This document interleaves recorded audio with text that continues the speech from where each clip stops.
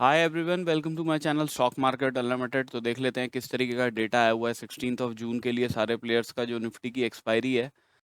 सबसे पहले देखिए, अगर हम रिटेलर्स का डेटा देख के चलते हैं तो यहाँ पे हमें थोड़ी सी बुलिशनेस दिखाई दे रही है ऑप्शंस के डेटा में। फ्यूचर्स के डेटा में थोड़ी सी बियरिशनेस दिखाई दे रही है पिछले दिन से, अगर आप कंपेयर करोगे। फ्यूचर्स में इन्होंने ऑप्शंस में इन्होंने 1,12,000 कॉन्ट्रैक्ट्स पुट शॉर्ट के क्लोज किए हैं।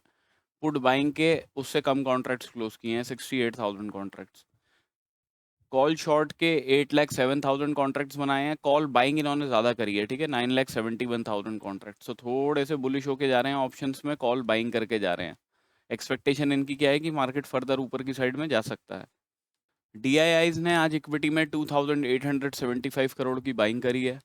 फ्यूचर्स में 7,600 कॉन्ट्रैक्ट्स लॉन्ग साइड के ऐड किए हैं, शॉर्ट साइड के 4,500 कॉन्ट्रैक्ट्स क्लोज किए हैं। एफआईआईज ने इक्विटी में नेट बेसिस पे 143 करोड़ की बाइंग करी है, ठीक है। प्लस डेटा देखेंगे तो इनका दोबारा से स्लाइटली बियरिश होता हुआ दिख रहा है पिछले दिन से, ऑल्दो ओवरऑल डेटा तो काफ़ी बियरिश है ही।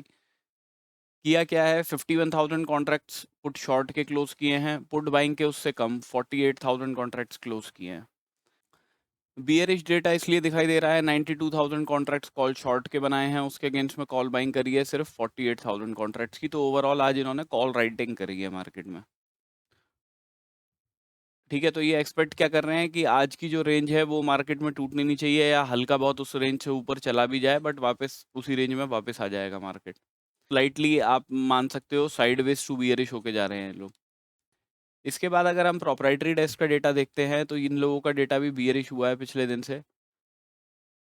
पुट शॉर्ट से ये लोग निकले हैं, पुट बाइंग से उससे ज़्यादा कॉन्ट्रैक्ट्स क्लोज किए हैं, 86,000 कॉन्ट्रैक्ट्स। कॉल शॉर्ट करे हैं 4,28,000 कॉन्ट्रैक्ट्स, उसके अगेंस्ट में कॉल बाइंग करी है सिर्फ 3,05,000 कॉन्ट्रैक्ट्स की। तो ओवरऑल ये भी कॉल राइटिंग करके जा रहे हैं मार्केट में, ठीक है। तो एक्सपेक्टेशन इनकी क्या है कि कहीं अगर मार्केट ऊपर की साइड में जाता है तो वहाँ से रिजेक्शन लेके आज की जो रेंज है एक तरीके से उसी रेंज के अंदर रहेगा। निफ्टी की ऑप्शन चेन देख के चलते हैं तो पीसीआर चल रहा है 0.95 पे, तो 1 से थोड़ा सा कम है, ऑलमोस्ट न्यूट्रल है। काफ़ी बड़ा गैप अप मिल गया आज मार्केट के अंदर, तो सब कॉल राइटर्स जो है अपनी पोजीशंस क्लोज करके गए हैं। बट फ्रेश कॉल राइटिंग का है 23,950 24,000 वाले लेवल पे अच्छी खासी राइटिंग हुई है। तो यही जोन जो है आप मान के चलिए 24,000 24,050 के आसपास वाला एरिया जो है, मैक्सिमम ये वाला एरिया जो है वो रेजिस्टेंस का काम करेगा। मार्केट अगर समाओ मार्केट इस एरिया के आसपास जाता है और वहाँ पे कोई नेगेटिव कैंडल बनाता है या बियरिश पैटर्न बनाता है, वो वहाँ से शॉर्टिंग की अपॉर्चुनिटी एक बार देखी जा सकती है। मेन सपोर्ट 23,800 के ऊपर है, ऑल दो उसके ऊपर 23,900 पे भी हमें पुट राइटिंग वगैरह थोड़ी बहुत होके दिखाई दे रही है। तो मतलब आप मान के चलिए 850 830 वाला जोन जो है ना, वो मेन मार्केट के लिए सपोर्ट का है। अगर ये वाले लेवल्स भी टूटने लग गए नीचे की तरफ, तो फिर देखिए ये जो इन द मनी के अंदर पुट राइटिंग वगैरह करके गए हैं ना, ये सब ट्रैप होंगे। ये अपनी पोजीशंस वगैरह क्लोज करेंगे तो ये फर्दर मार्केट को नीचे की तरफ लेके जा सकते हैं 650 700 वाले जोन के आसपास तक, ठीक है। तो कल आपके लिए अच्छा इंडिकेशन का ये वाली 24,000 पे जो पुट राइटिंग है, प्लस उसके ऊपर 24,100 के ऊपर जो पुट राइटिंग है, अच्छा काम करेंगी। अगर यहाँ पे चेंज इन हुआ ही नेगेटिव हो रहा हो तो चांसेस है मार्केट ऊपर की तरफ नहीं जाएगा, हॉल्ट कर जाएगा, ठीक है। तो इसका ध्यान रखिएगा थोड़ा सा। अभी अगर हम चार्ट्स पे देख लेते हैं तो सबसे पहले निफ्टी डिस्कस कर लेते हैं। निफ्टी ने आज एग्जैक्टली 24,000 वाले लेवल से रेजिस्टेंस लिया है, बिकॉज मार्केट के अंदर न्यूज़ थी, तो मार्केट अच्छा खासा गैप अप करके खुल गया। और प्लस मैंने आपको जो फ्राइडे को वीडियो बनाया था, बिकॉज लेवल्स का तो मैंने वीडियो बनाया नहीं था, बट मैंने आपको ये बोला था कि मार्केट के अंदर अगर गैप अप हो जाएगा ना, तो उसके बाद तो आप लॉन्ग साइड की पोजीशंस का सोचिएगा ही मत, क्योंकि पीसीआर जो है वो 1.74 पे चल रहा था। और वही एग्जैक्टली हुआ, मार्केट ने ऊपर वाले लेवल पे खुला और वहां से रिजेक्शन ही लिया है पूरे दिन। अब कल के लिए देखिए, अगर मार्केट जिस तरीके से यहाँ पे रिजेक्शन लेके आया है नीचे की तरफ, ठीक है, कि भाई ये मार्केट ने क्या किया, इनिशियली इस लेवल पे सपोर्ट लेके ऊपर की तरफ गया, फिर इसी लेवल से मार्केट ने अपना रेजिस्टेंस बनाया नीचे की साइड में। तो अगर 23,942 का लेवल है, इसके ऊपर की क्लोजिंग आती है तो हम बाइंग के लिए देखेंगे। उसमें पहले टारगेट्स तो ये हाई रखेंगे जो आज के लगे हैं, विच इज़ 24,011 वगैरह का लेवल है। इसके ऊपर मार्केट निकलता है तो नेक्स्ट लेवल आपका 24,070 वगैरह का रहेगा। मार्केट कोई गैप अप करके ही खुल जाता है अच्छे खासे, यहाँ कहीं पे ही खुल जाता है, कुछ इस तरीके की पोजीशन बनाता है, तो आपको उस टाइम पे वेट एंड वॉच करना पड़ेगा। फिर 10 साढ़े 10 के बाद में कोई अपॉर्चुनिटी देखिएगा कॉल राइटर्स पुट राइटर्स वगैरह का ग्राफ देख के। इस लेवल के ऊपर जाता है, रिजेक्शन ले लेता है, क्लोजिंग नहीं देता है ना 942 के ऊपर, तो यहाँ से आप शॉर्टिंग की एक अपॉर्चुनिटी देख सकते हो। पहले टारगेट 23,855 के जो आज की क्लोजिंग आई है, मैक्सिमम क्वांटिटी यहीं बुक कीजिएगा। इसके नीचे फर्दर मार्केट आता है तो 23,733 तक के टारगेट रह सकते हैं। अभी करंटली गिफ्ट निफ्टी देख के चलते हैं तो 23,948 पे चल रहा है, हमारी क्लोजिंग 916 के आसपास आई है, तो अभी 30-35 पॉइंट के आसपास ऊपर है। तो अभी मतलब करंटली इसी जोन के आसपास कहीं पे है, यहाँ से रिजेक्शन बनने के चांसेस ज़्यादा हैं। तो जब तक इस लेवल के ऊपर क्लोज नहीं करता तब तक कोई बुलिश अपॉर्चुनिटी तो देखनी नहीं है।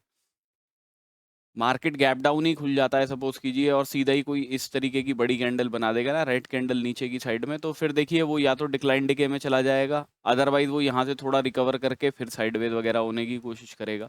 तो उस केस में बेस्ट आपके लिए यही है कि आप 10 साढ़े 10 के बाद में ही कोई अपॉर्चुनिटी देखना, ठीक है, कि मार्केट 733 वगैरह वाले लेवल पे सपोर्ट ले रहा है या नहीं ले रहा, बिकॉज इस लेवल का ब्रेक डाउन करेगा तो फिर नेक्स्ट लेवल मार्केट के लिए यही वाले हैं, जहाँ से मार्केट ने ये गैप बना के ऊपर की साइड में गया है 23,645 का। सेंसेक्स का चार्ट भी बिल्कुल सिमिलर बनता है जैसा निफ्टी का बनता है, यही इसी लेवल से मार्केट ने थोड़ा रेजिस्टेंस लिया, ऊपर गया, इस लेवल को ब्रेक डाउन किया, फिर इस लेवल से ही रिजेक्शन लेके नीचे की तरफ आया। तो मेन ये वाला लेवल है 76,563 का। इस लेवल के ऊपर 15 मिनट की क्लोजिंग आएगी तो पहले टारगेट 76,832 के रखेंगे। इसके ऊपर का लेवल जो है वो 77,000 का है, जो राउंड ऑफ नंबर निकल के आता है, ठीक है। अगर क्लोजिंग 15 मिनट की इसके ऊपर आती है तभी बाइंग के लिए देखेंगे, अदरवाइज इस लेवल के ऊपर जाता है, रिजेक्शन ले लेता है ना, 15 मिनट की क्लोजिंग नहीं देता, तो शॉर्टिंग के लिए पहले टारगेट 76,242 के और उसके नीचे 76,000 का लेवल रहेगा।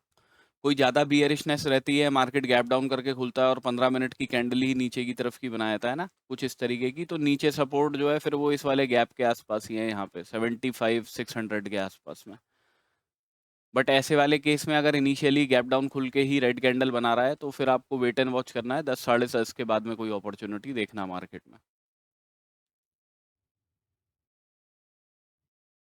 बैंक निफ्टी भी डिक्लाइन डिके में ही रहा पूरे टाइम, मार्केट नीचे की तरफ ही आता रहा है। अब अगर अब अगर इस लेवल के ऊपर 57,400 का लेवल है, इसके ऊपर 15 मिनट की क्लोजिंग आती है तो बाइंग के लिए देखेंगे, पहले टारगेट 57,600 के रखेंगे, मैक्सिमम क्वांटिटी यहीं बुक करेंगे। फर्दर इस लेवल के ऊपर निकलता है तो ये जहाँ से रिजेक्शन लिया है विच इज़ 57,800 का लेवल जो है वो हमारा दूसरा टारगेट रहेगा।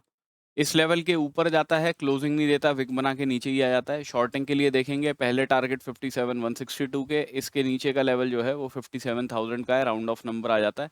उसके नीचे इमीडिएटली फिर सपोर्ट इसी लेवल पे मिलेगा विच इज़ 56,763 का, ठीक है। तो नीचे की साइड के ये लेवल हैं, अगर क्लोजिंग इस लेवल के ऊपर आती है तभी बाइंग के लिए देखेंगे, पहले टारगेट ये, दूसरे टारगेट ये वाले। कोई बड़े गैप अप या गैप डाउन के साथ में मार्केट खुलता है तो मैंने आपको बताई है 10 साढ़े 10 तक का वेट कीजिएगा, कॉल राइटर्स पुट राइटर्स का ग्राफ देख के ही कोई अपॉर्चुनिटी देखना। So this is my analysis for tomorrow. Thank you for watching my video, guys. Have a good day.